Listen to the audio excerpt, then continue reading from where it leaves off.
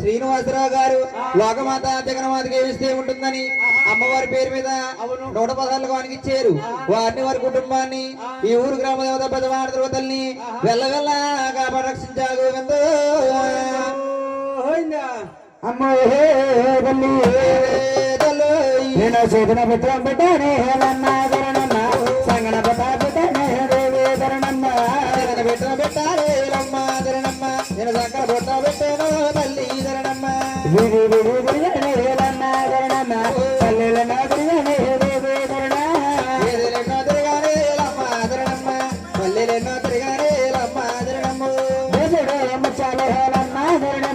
నాకు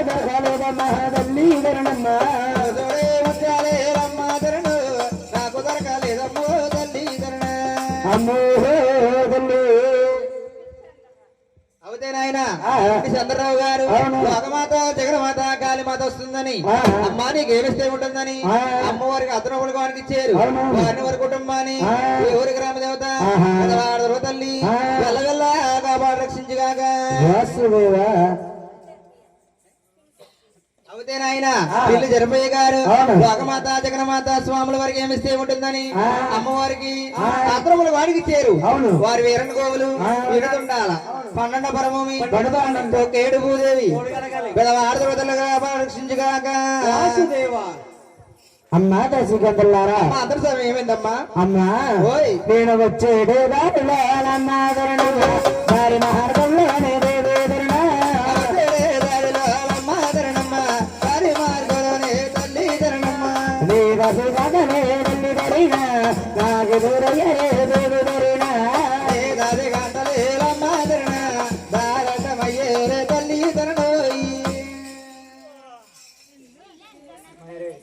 అవుతే నాయన చూసారా 20 లోకమాత జగన్మాత కాళీమాతకి ఏమిస్తే ఉంటుందని అమ్మవారికి అతను వాడికి ఇచ్చారు.